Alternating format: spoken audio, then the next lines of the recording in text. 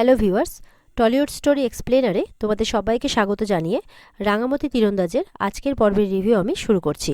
শুরুতেই দেখা যাচ্ছে বৃন্দা তার শাশুড়ি মাকে বলছে যে আহিরির মান সম্মানের ব্যাপারটা তাদেরকেই দেখতে হবে, তার সাথে এটাও দেখতে হবে যে খরচ খরচার ব্যাপারটাও দেখতে হবে যাতে বেশি খরচ না হয়ে যায়।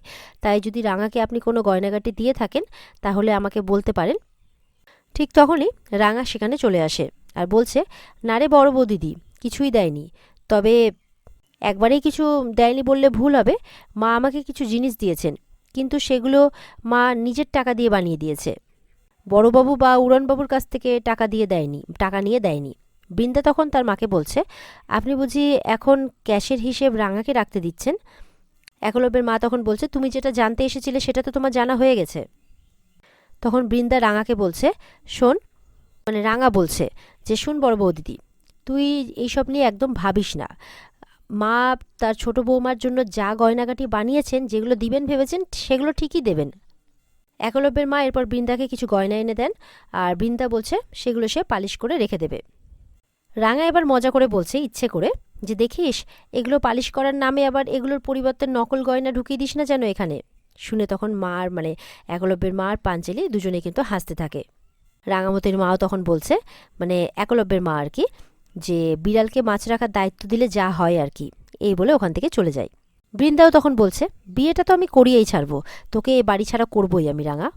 এরপরে দেখা যাচ্ছে যে সাত্তকী একলব্য আর রাঙার ডিভোর্স পেপারটা রেডি করে এনেছে, যেটা দেখে বৃন্দা খুব খুশি। বৃন্দা বলছে, আমি বরং একটা কাজ করি, এক্ষুনি একলব্যের মায়ের কাছে যাবে আর কি, বলছে ডিভোর্স পেপারটা নিয়ে, আর গিয়ে বলবে যে রাঙা যাতে এক্ষুনি সিগনেচারটা করে দেয়। সাত্তকী তখন বলছে, এই সুযোগ আমি আর মিস করব না, এই বলে দুজনেই ঘর থেকে বেরিয়ে যাচ্ছে। তখন রাঙা কিন্তু তাদের সামনে এসে উপস্থিত।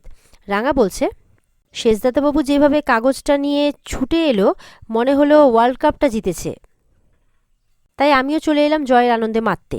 রাঙা তখন পেপারটা হাতে নিয়ে বলছে যে, এখানটাতেই বুঝি আমাকে সই করতে হবে? ছোটবেলা থেকে যেটুকু পড়াশোনা শিখেছিলাম, আজ মনে হচ্ছে যে ডিভোর্সের পেপারটাতেই সেটা সার্থক হবে। এরপর রাঙা সাত্তকীকে জিজ্ঞাসা করছে, নে, কোথায় সই করতে হবে বলতো? রাঙা বলছে যে, এটা বানাতে 10,000 টাকা লেগে গেল, দেখিস বাপু, তাল করে আবার উড়নবাবুর কাছ থেকে 10,000-এর বেশি টাকা যেন নিয়ে নিস না। সাত্তকী তখন খুব রেগে যায়, বলছে যে, এরকম বাড়াবাড়ি করিস না কিন্তু, আমি আমার ভাইকে ঠকাবো এটা তুই বলতে চাইছিস? তখন রাঙা বলছে, মা বাবাকেই ছাড়িস না তো আবার ভাই। এটা শুনে সাত্তকী তখন রাঙাকে বলছে, বেশি বাজে কথা না বলে সাইনটা কর। এরপর ময়না আর বরদা সেখানে চলে আসে। এরপরে ময়না যখন জল গরমের কথা এসে বলে সাত্তকীকে, সাত্তকী তখন বিরক্ত হয়ে বলছে, নিজের মাথায় ঢালো। রাঙা তখন বলছে, হ্যাঁ রে মেজ দিদি, এখানে খুব একটা দরকারি কাজ হচ্ছে, বুঝতে পারলি?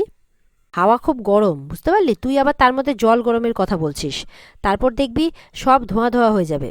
সাত্তকী বলছে যে, এ এত বকবক করছে কেন বলতো? তারপর রাঙাকে সাইনটা করতে বলছে। ময়না বলছে, সাইন, তাও আবার ডিভোর্স পেপারে? এ তো অনেক জরুরি কাজ। রাঙা আবার সবাইকে রাগিয়ে দিয়ে বলছে, হ্যাঁ, খুব জরুরি কাজ, এর থেকে বেশি জরুরি কাজ বড় বৌদিদি আর মেজদাদাবাবু জীবনে কিছু হতেই পারে না।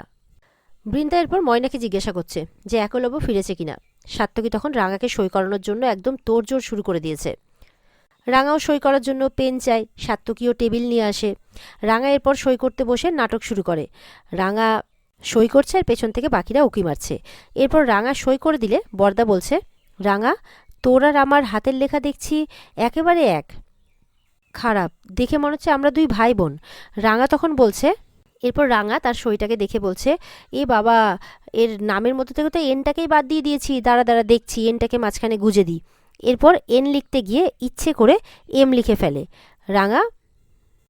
এরপর জায়গাটাকে এমনই করে দেয় সই করার বাহানায়, এমন করেই লেখে যে পেপারটা মনে হয় শেষমেশ রিজেক্টই হয়ে যাবে। এই বদমাশিগুলো শুরু করে রাঙা। সাত্তকী বলছে, এটা সাইন হয়েছে?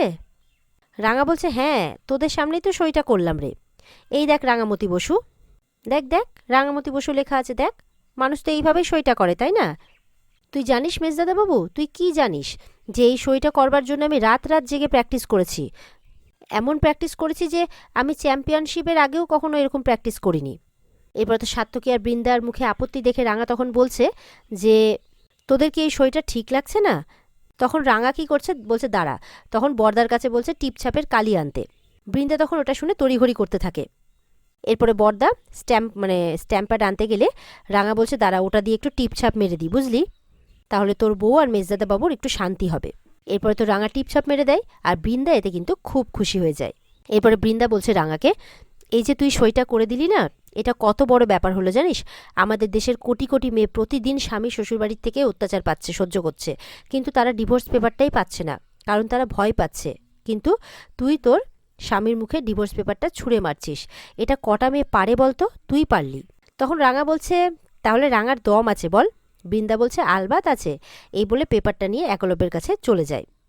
সাত্তকী বলছে, যাক বাবা, নিশ্চিন্ত। এই বলে এবার ময়নাকে গরম জলটা দিতে বলছে, আর ময়নাকে নিয়েও সেখান থেকে চলে যায়। রাঙা তখন তাদের কাণ্ড দেখে হাসতে থাকে। বড়দা এবার রাঙাকে বলছে, মন খারাপ করিস না রাঙা, দেখ, জীবনে যা হয় না ভালোর জন্যই হয়, বুঝতে পেরেছিস?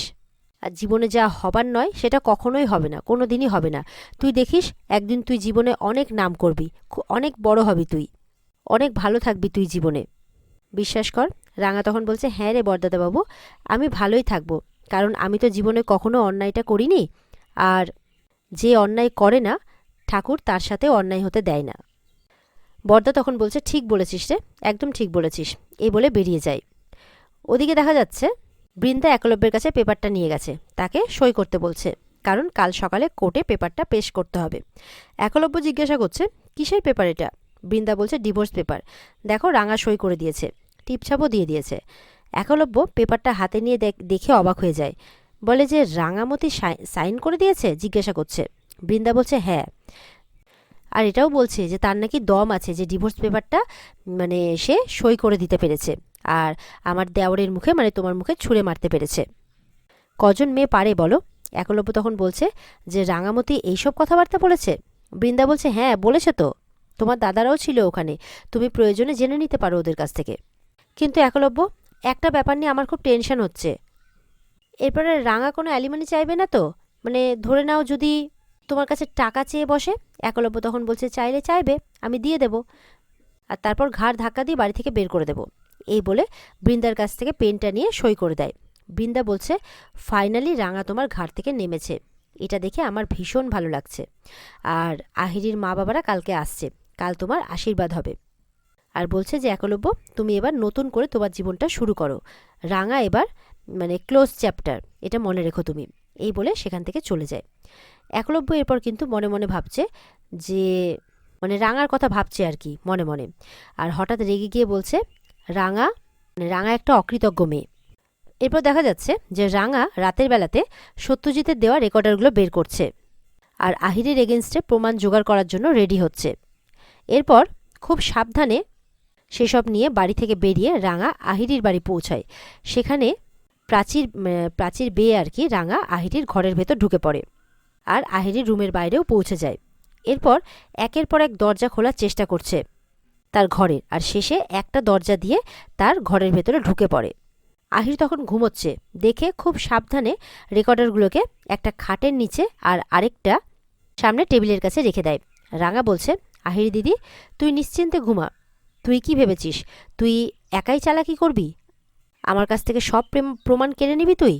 রাঙামতিকে মাত দিবি? রাঙামতিকে মাত দেওয়া অতটা সোজা নয়, তোর বিরুদ্ধে আমি প্রমাণ জোগাড় করেই ছাড়ব। এই বলে ঘর থেকে বেরিয়ে যায়, আর আরেকটা রেকর্ডার আর কি ডাইনিংয়ের শোপিসের পেছনে রেখে দেয়, যাতে সে বাড়ির যে কোনো কোণাতে দাঁড়িয়ে, যে কোনো প্রান্তে দাঁড়িয়ে যার সাথে যাই কথা বলুক না কেন, যদি সেটা ফিসফিস করেও হয়, সেটাও ওই রেকর্ডারের মধ্যে উঠে যাবে। আর এখানেই আজকের পর্ব শেষ হয়ে যায়। তো বন্ধুরা, এই ছিল আজকের পর্বের রিভিউ। ভালো লেগে থাকলে কিন্তু অবশ্যই পর্বকে লাইক কমেন্ট করে জানাতে ভুলবে না, আর আমাদের সাথে জুড়তে আমাদের চ্যানেলকে সাবস্ক্রাইব করতেও ভুলবে না।